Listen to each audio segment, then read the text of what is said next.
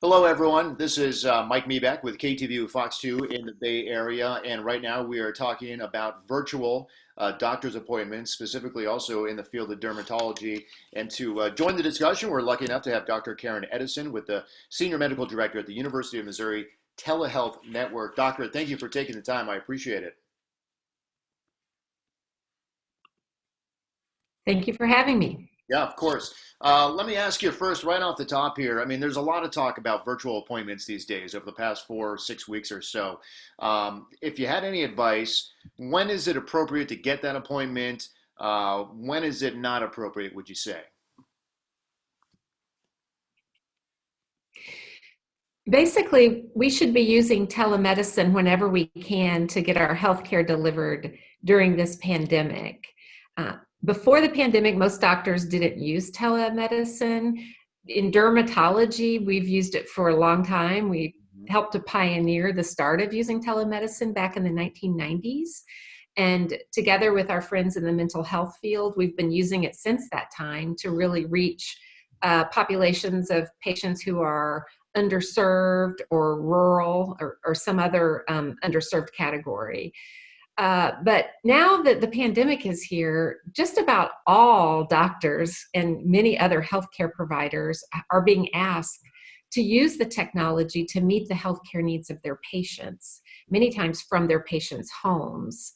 As you know, there have been a lot of stay at home orders, and we really want folks who are frail and elderly and people with chronic conditions to stay at home as much as they can and not to get out and get infected with this potentially devastating disease. And so, dermatologists, we've known for a long time we can use teledermatology for many of our patients and many of our patients' needs, but other doctors are learning that now as well.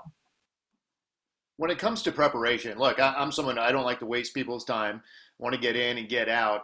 When you're dealing with telehealth and people are doing these virtual appointments, how important is it for them to be prepared? What do they need to have ready to go?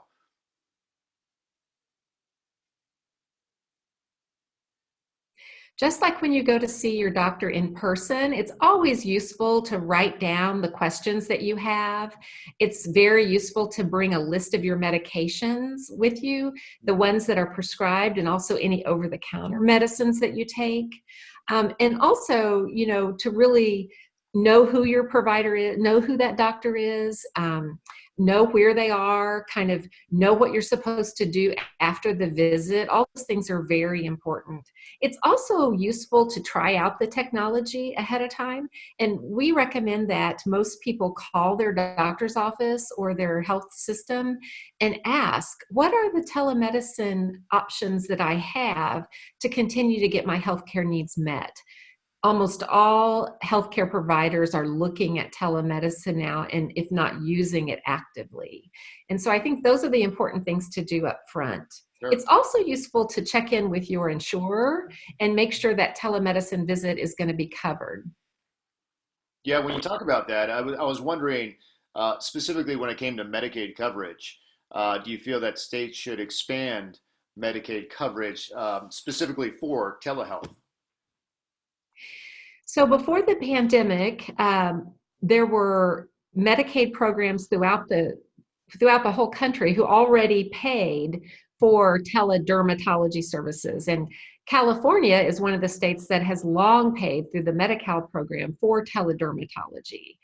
But now that the pandemic is here, the federal government has expanded the rules and the policies around paying for telemedicine in the Medicare population that serves our older um, people.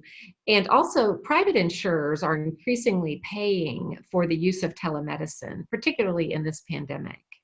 And Okay. I think that in the future, people are going to be so happy about getting their healthcare needs met in their home at their own convenience that even after this passes, I think that patients are going to ask to have this as part of the routine way they get care. And I think that most doctors are going to begin to understand that they can effectively use these technologies to meet their patients' healthcare needs in a high quality way. Yeah, great point. Like you said at the top of the discussion there, going back to the old doctor house calls that they made so many decades ago, and now this is another way to revisit that. And it'll be interesting, you're right, to see if that sticks around. Look, I'm here in the Bay Area, major metropolitan cities of San Jose, San Francisco, and Oakland. But when you look at the numbers according to the CDC, I mean, 15% of Americans, they live in rural areas out there across the country, and a lot of those individuals are older, tend to get more sick. Um, when it comes to rural healthcare disparities, doctor, um, do you think what we're talking about here, telehealth, is really the solution? Absolutely. And I think we're recognizing that in many areas of our country, there's still folks that don't have adequate broadband access.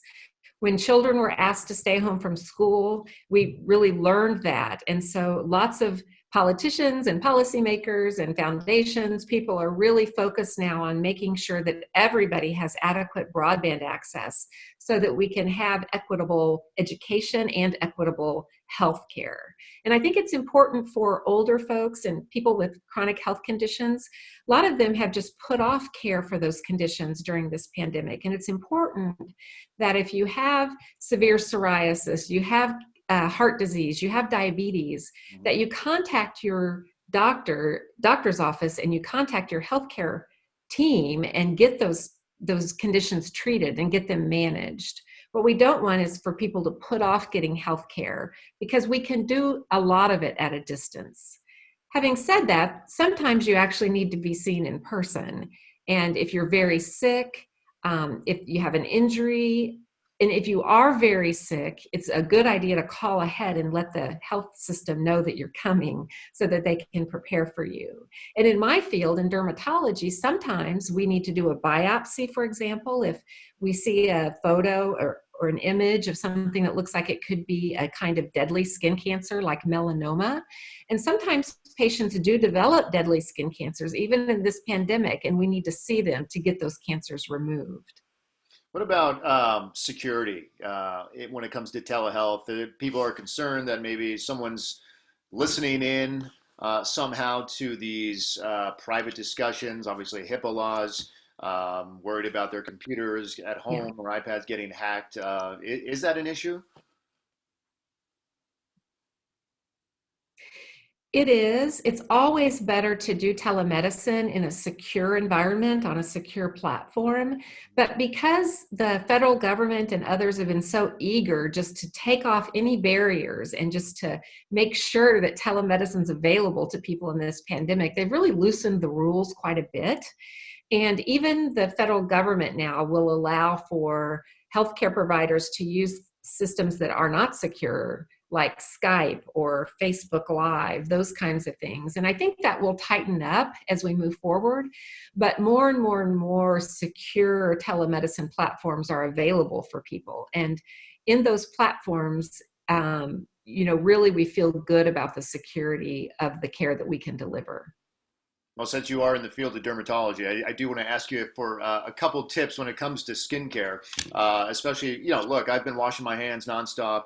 I haven't noticed my hands getting dry at all, but I know my mother, who she lives with my family, her hands are a bit dry also from wearing the mask. And I've seen medical professionals in Mhm. hospitals with their face kind of irritated and so forth. For people watching right now, what tips could you give them regarding, the mask and around the mouth and then also the hands? Well, I can't emphasize enough the importance of moisturizing your hands. Before this pandemic, the people who always had bad hand dermatitis from washing all the time were two groups. One, parents of small children, and the second, healthcare providers. But now everybody's washing their hands multiple times a day. And what we need to do is carry with us, however we can, a thick oil-based moisturizer. So a thick, greasy cream. And every time you wash your hands, and I think you're supposed to sing happy birthday twice, right? Right. So sing happy birthday twice, get those hands washed. You don't have to use super hot water, lukewarm water's fine. And then let them dry completely, and then apply your moisturizer. And you have to really do that every single time you wash your hands. I'll also add that if you're using hand sanitizer, after you adequately use your hand sanitizer, let those hands dry and then again use your moisturizer. every single time. And if you really moisturize your hands every single time you wash them, you'll stay out of trouble. Okay, perfect. One And more. about the mask, oh, Oh, I'm go, sorry. go ahead.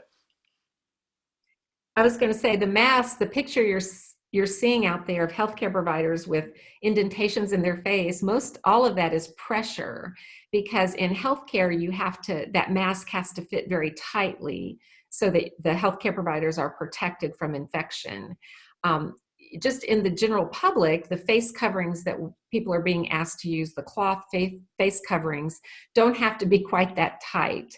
And if you've got some kind of a elastic band that's going around your ears, that can cause the back of the ears to get a little irritated. So, including a little bit of padding to distribute that pressure can help there as well. Okay, great. I would think one more question here would be, if I am doing a virtual appointment in dermatology, my concern would be, oh, if I do have a rash or something and it's hard to really see it without touching it yourself, if I needed to get a cream or you needed to prescribe me something, is it do doctors prescribe through virtual appointments, in dermatology, or do you have to like actually come into the office in order to get that cream prescribed? No, we absolutely prescribe creams and pills and anything that patients need through teledermatology appointments, and have done so for a very long time. I've done teledermatology over 25 years, and I've seen new patients and follow-up patients and all kinds of patients. And the technology has been absolutely adequate and absolutely wonderful for a very long time. As you might imagine, people are used to taking pictures with their phones now, and patients actually take pretty darn good pictures of their skin diseases and send them to us.